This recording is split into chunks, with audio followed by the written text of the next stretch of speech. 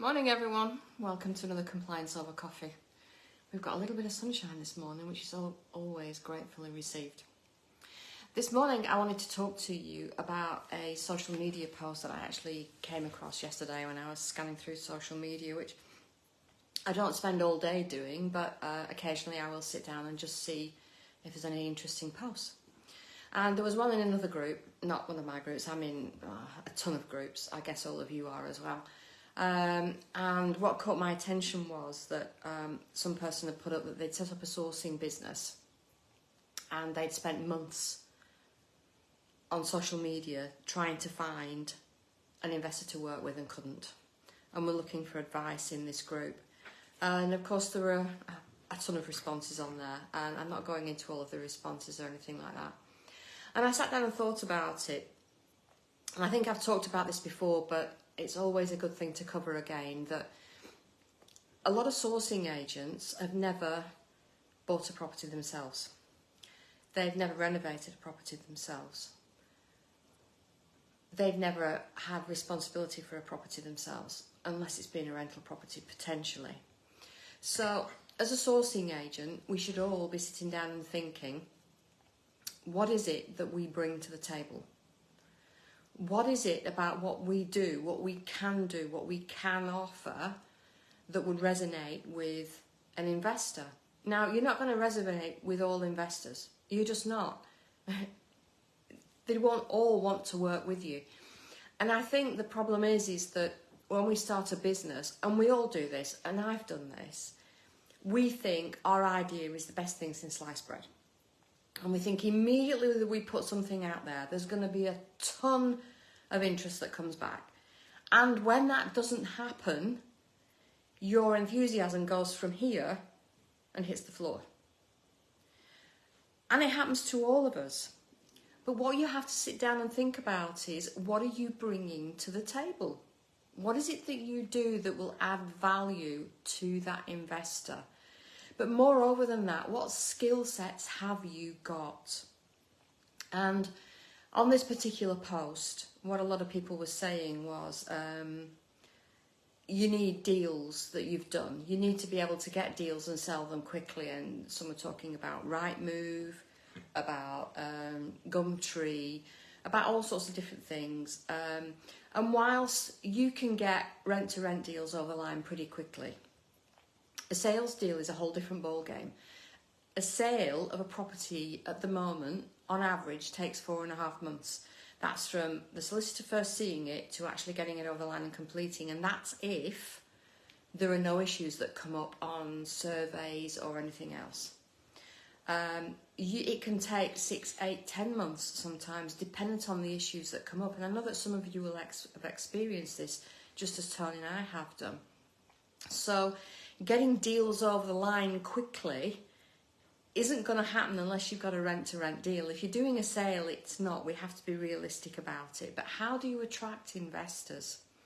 I said for a long time that you don't have to have sold a deal. When we all started out, we didn't have example deals that we'd sold. But we all have something that we can do. And that is educate yourself. And I don't mean paid training. I mean, on the geographical area that you're working, know your area. My old mentor used to say, know your patch. Pick on 1 or 2 strategies. Do not start off by saying, I'm going to source for every strategy. If you've never owned a property, bought a house, how can you source commercial conversions if you have no idea how to assess one accurately? Start with something simple, and we started with standard buy-to-let.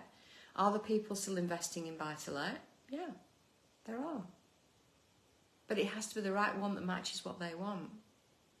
So what is a great deal? It's whatever that investor wants.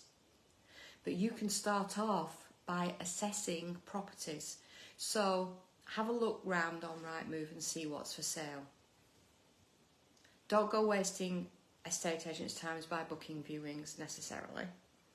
If you want to do that, and I'm not so sure I should really be saying this, my old mentor used to say, go and view properties on a patch that you're not going to be operating on so that you don't ruin the relationship with an agent that you do want to work with, because you can very quickly ruin relationships with agents and they all talk to each other.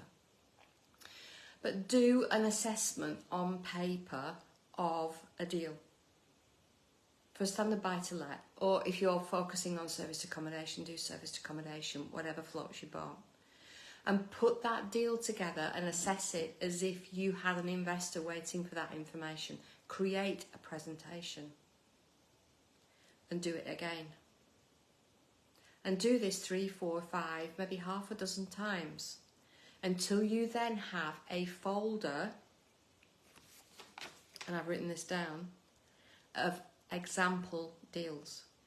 Not deals that you sold, you're not telling lies. These are the types of deals that you can find on your area. Would they be of interest to you? It's very simple. But don't use your social media profile to push wanting investors, wanting investors, wanting investors. It won't work. Apart from the fact that there's several thousand sourcing agents out there doing exactly the same thing. So if it's not social media for finding investors, where is it? Well, use your social media to talk about what you're doing on a day-to-day basis. Use your social media and say, today I'm assessing a property for a potential buy-to-let investment. You don't have to say what it is, but talk about what you do, not what you want to sell. Think about networking, but not property networks. At property networks, there are a lot of sourcing agents out there saying exactly the same thing. And whilst I agree with some of the comments on this post, you might resonate with an investor where others don't. The problem is the message is very sameish. And at this moment in time, I have to hand on heart say that the sourcing sector has not got the best reputation. And a lot of investors will say, I'm not working with a sourcing agent, you're all scammers. You don't know what you're doing, you've never bought a property and you've just come off the same course, you've all got the same scripts, and quite often that is very true. So how do Tony and I operate? How have we operated in the past? How have we successfully found investors to work with? Contact your local housing authority officer. Most local authorities have one. Do they have a list of landlords? Yes, you're not asking for a list. Do they run events for their local landlords? Prior to COVID, they used to run them locally on all of our patches about quarterly. Some of them run them online now, some of them don't. Ask your local authority. Ask to be put on the list so that you can be informed as to when the next meeting is. That way you are going and attending where local landlords invest. Are all those landlords local? No. We have known on our patch people fly in for the meeting. Literally take a flight to come in. Why? Because they want to wind the local authority about landlord licensing, Article 4, all sorts of local issues. But you get to talk to people. Do you stand in front of them or up against somebody and say, I'm a sourcing agent, do you need my services?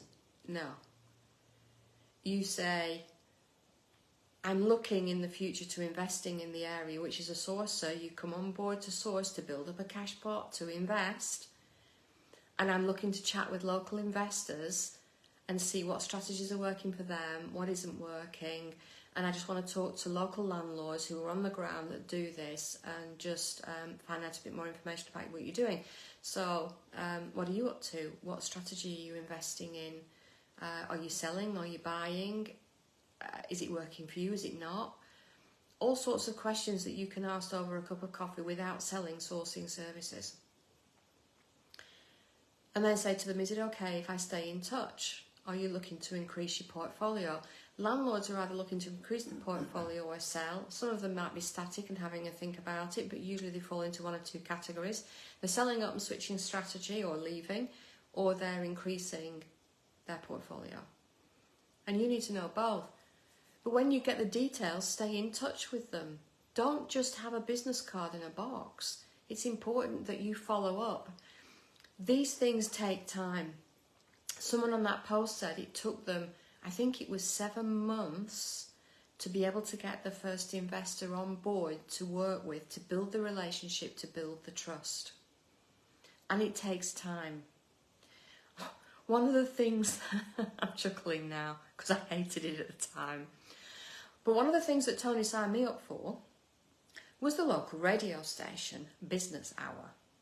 He did it and he timetabled it and booked it before he'd asked me if I wanted to do it. And I did not want to go on local radio and do this. I just did not want to do this. But actually, when we went on local radio station and we talked about what we did, a local investor or a man who had always wanted to invest actually got in touch with us through the radio station, and this particular person had actually formerly played polo with Prince Charles. You know, you don't know what you don't know. There's a lot of people out there. There's a lot of property investors and would-be property investors that don't attend property investment meetings. They will attend business networking.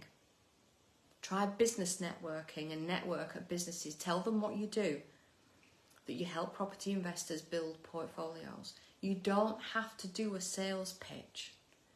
Make it chatty, build relationships. Who are you looking to connect with? I'm looking to connect with people who have always wanted to invest in property or who are investing in property and would like assistance in finding the next investment deal. Think outside the box, work differently to what everybody else is doing. Build that portfolio of deals that you've assessed, even if you've never sold any. These are examples of the kind of deals that I can get in my area. Would these be of interest to you? No? Okay, what are you looking for? Can we have a conversation around what you're looking for? That's compliance over coffee this morning. I know it's gone on for longer than usual, but I wanted to just dig a little bit deeper for you. If you've got any questions, put them in the post underneath, and I'll get onto it later on today, or Tony will do. Sarah's in the group as well, and we'll answer as many questions as we can for you. Just a heads up that this month is our last Future-Proof Your Sourcing Business webinar for this year. I'm going to keep the topic a surprise for you, but when you go on to the booking page, I think it actually tells you. It's something that we are actually doing at this moment in time in our business. I will tell you that much. And it's something that we haven't always done, and it's something that's really, really key for the success of a business. So that's our last webinar for this month, and Tony's just told me it's on the 16th of this month. So that's the last one for this year. We're not running one in December, but we will continue and start them again next year. So that's the compliance over coffee for this morning. Thank you for joining me. I hope it was useful to you. I will be back again next Thursday, the usual time, 8:30 in the morning as normal. In the meantime, have a fabulous weekend. Bye for now.